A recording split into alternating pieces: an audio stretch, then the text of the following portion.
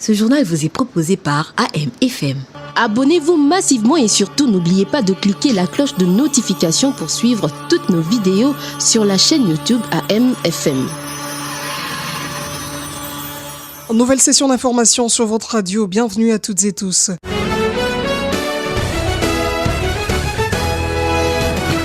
Femmes enseignantes et la citoyenneté, c'est sous ce thème que les femmes œuvrant au sein du ministère de l'Éducation nationale et Nouvelle Citoyenneté ont été sensibilisées. C'était jeudi dernier à Kinshasa. La ministre de tutelle, Raissa Malou, s'en est personnellement chargée. Et puis les enjeux liés au réchauffement climatique au cœur d'une journée scientifique de réflexion et débat tenue jeudi à Kinshasa, activité organisée par le ministère du Plan à l'occasion de la célébration de la Journée internationale de l'eau. À tout à l'heure.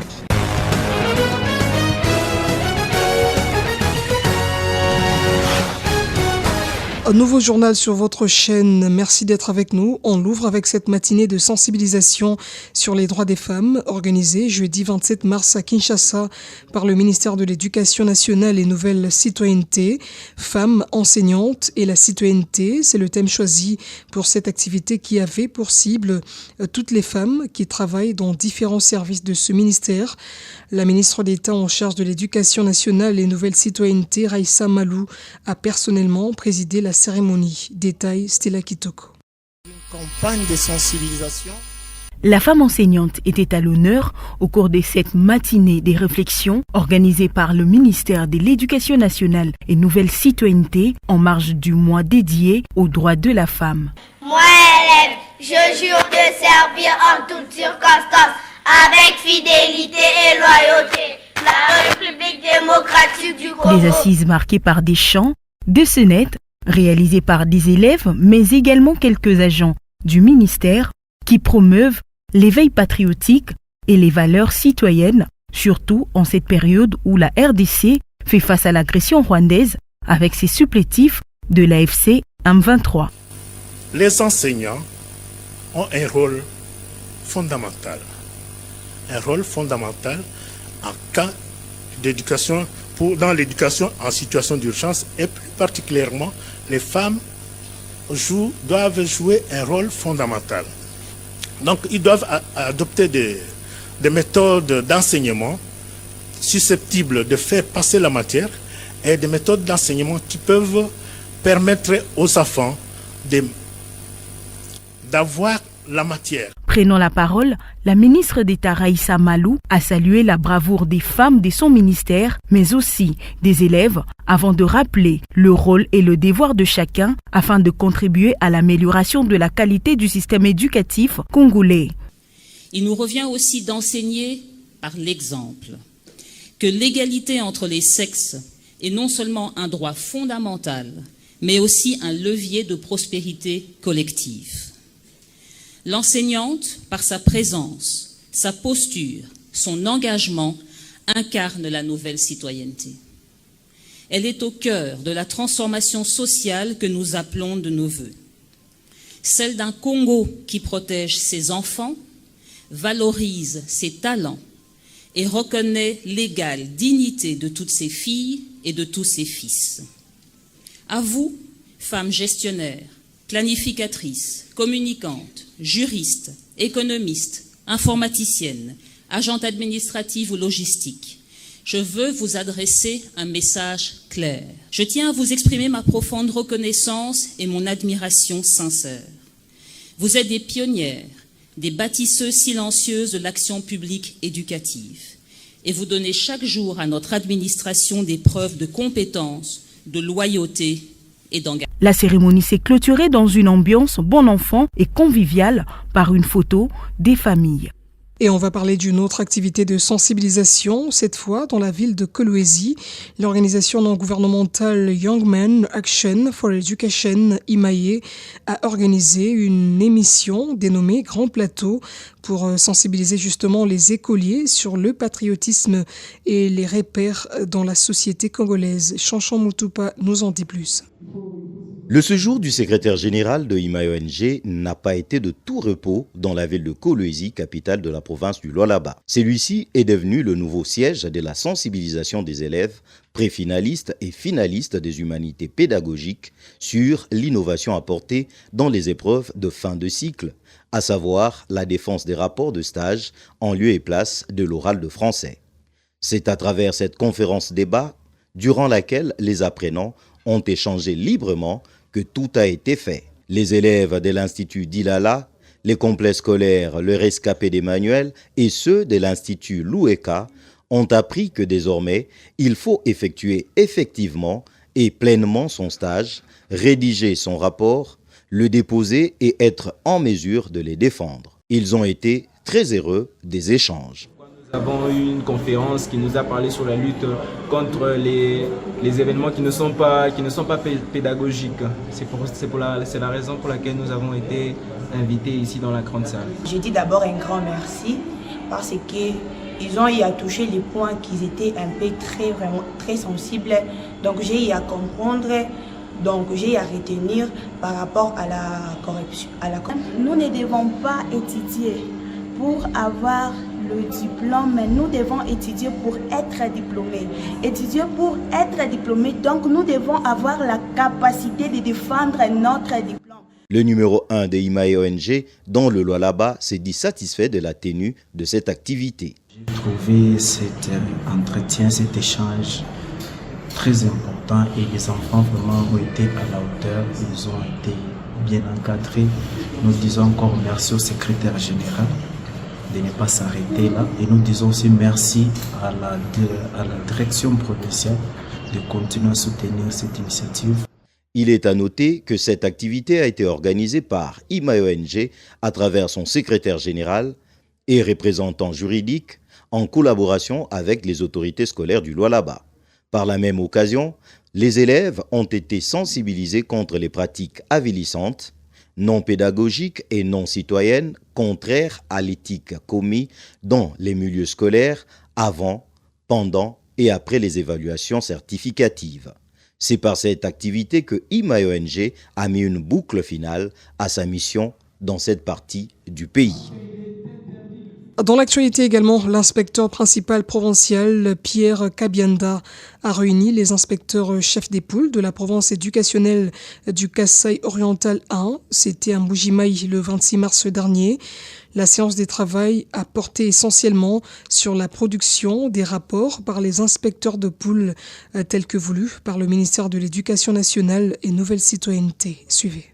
Dans le souci d'améliorer la qualité de l'enseignement dans la province éducationnelle Kasaï oriental 1, nous voici dans la salle de Caritas Mbujimaï. Ici, les inspecteurs itinérants, inspecteurs chefs des pôles, inspecteurs principaux provinciaux adjoints ont pris part à un atelier de renforcement des capacités sur la trilogie inspectorale.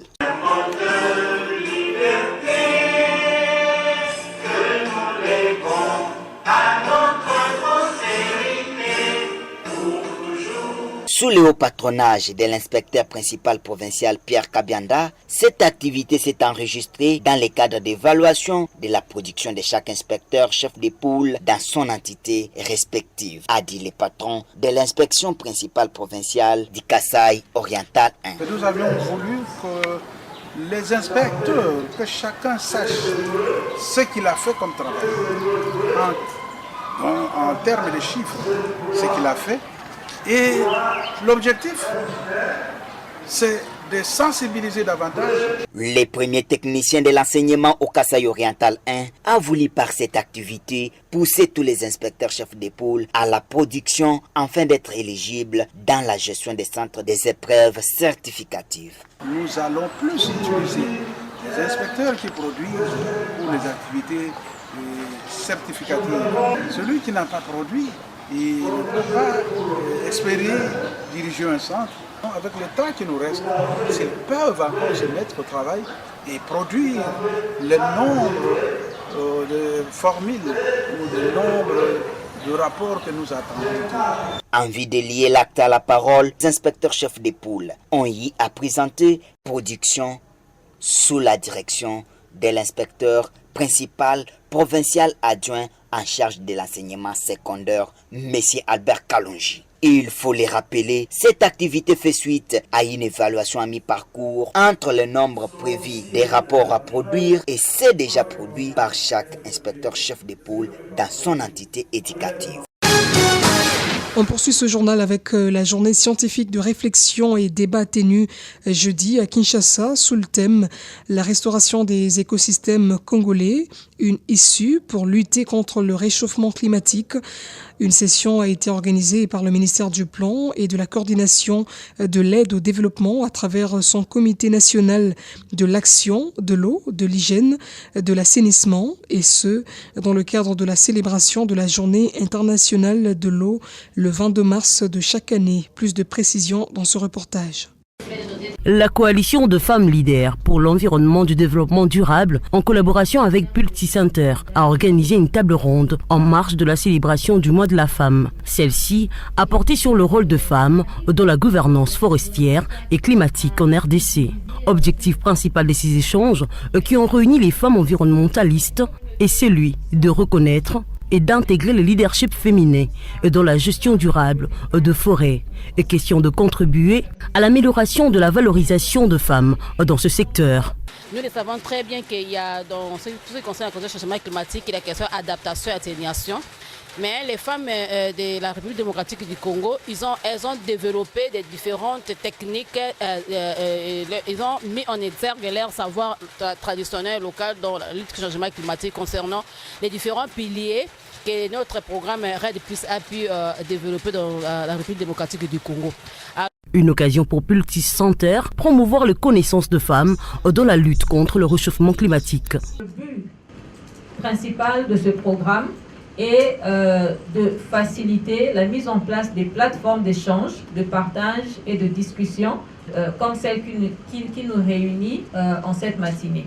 Une initiative jugée louable par les participantes. Je trouve que c'est une belle opportunité qu'on donne à toutes les organisations, à toutes les parties prenantes, de pouvoir échanger sur les expériences de terrain, mais aussi mettre en évidence ou mettre en avant-plan ce que font les femmes comme travail dans la préservation de nos forêts et dans la conservation des ressources naturelles. Plusieurs interventions riches en connaissances se sont succédées sur la tribune.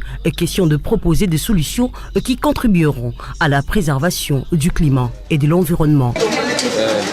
Venons-en à une autre célébration intervenue le jeudi 27 mars. Il s'agit de la Journée mondiale du théâtre. Et pour l'année 2025, le thème retenu est le théâtre et la culture de la paix qui rehausse la valeur de la paix. Les précisions dans cet aperçu historique signé Roger Marley Lukunga. C'est donc sous le thème de le théâtre et la culture de la paix que placée la célébration de l'une des activités purement éducatives dans la société qu'est le théâtre en cette année 2025. Celui-ci est inscrit dans la catégorie des arts de la scène ou même arts de spectacle. Spectacle par le fait qu'il nécessite un public qui prend le loisir de regarder le déroulement des faits. C'est le contenu même du nom latin spectaculum, d'où ressort le radical spectus qui renvoie à regarder. Tirant ses origines de la Grèce antique, le théâtre qui s'y trouvait appelé théatron a laissé des traces indélébiles, surtout avec des dramaturges grecs antiques qui ont développé un genre plein de suspense, d'épouvante, d'effroi et d'émotion dénommé la tragédie.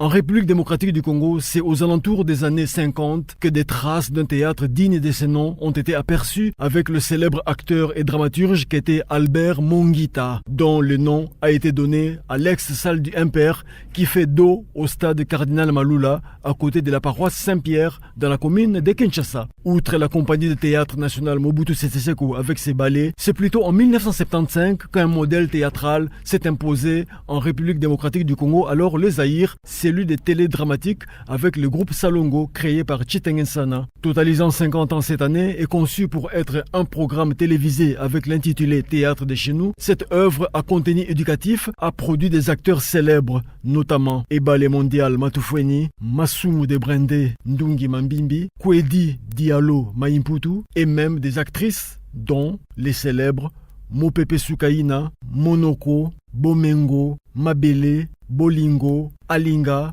Chako et autres. Et c'est la fin de cette édition du journal. À toutes et tous, merci de l'avoir suivi. L'actualité reste en continu sur nos antennes. Ce journal vous a été proposé par AM/FM. Abonnez-vous massivement et surtout n'oubliez pas de cliquer la cloche de notification pour suivre toutes nos vidéos sur la chaîne YouTube AM/FM.